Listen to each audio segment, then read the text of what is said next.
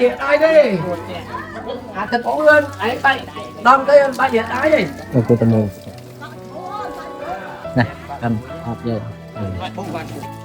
tôi cao nào em hey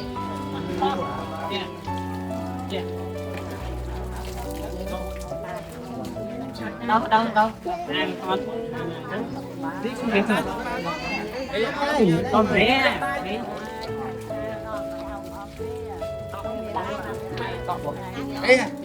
kẻ lại con ông kia mau thôi à cái chán à vì nghe lên mày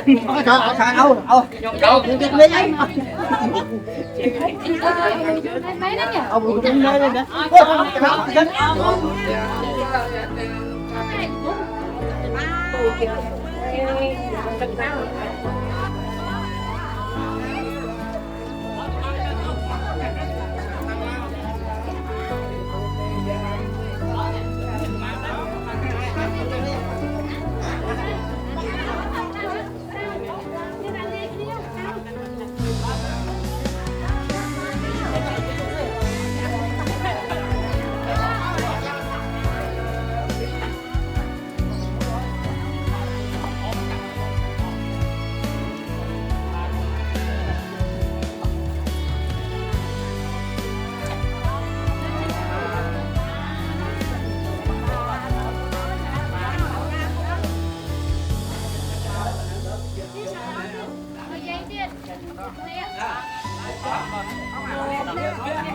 gom tiếp với anh đâu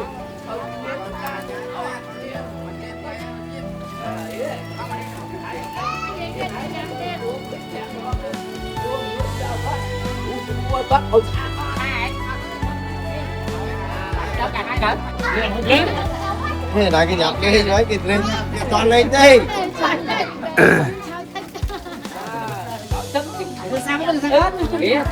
cái nó đấy ăn tao nghe cắn đâu cầm lên tôi tập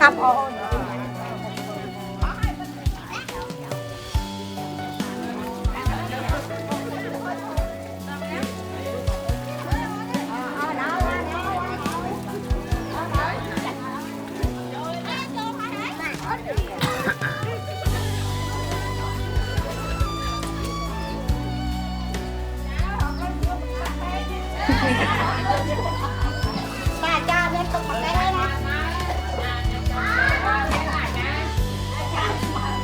nghe điều mía ủa lắc đây không cha ra là mía nào khỏi lắc là cha lên thưa hải cha lên chúc rồi thưa hải cha cho vô lên vọt dân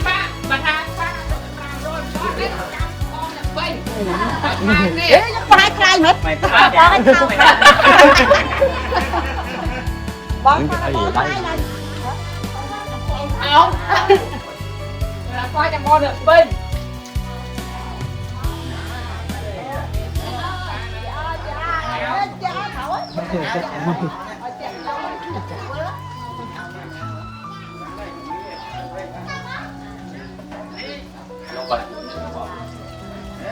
cầm luôn bông bay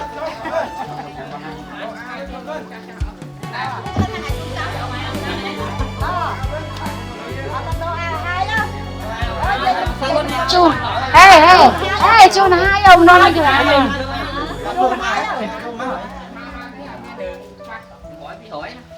chôn thằng ốc nè nó hai đã ốp ốm nó chụp vô hả chun nó chầm ốp vô ai chụp vô lên mà mà em ốc ôi con ôn ba tao muốn không bớt tao mang lại cho ốc cái đó ba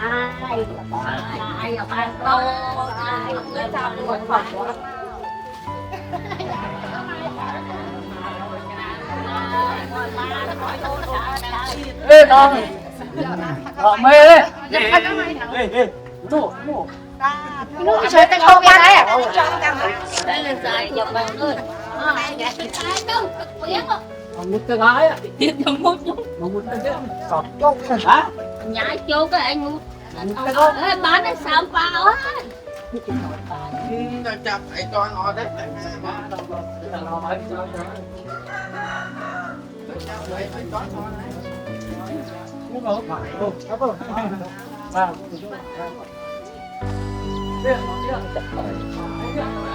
này, cha kế bên.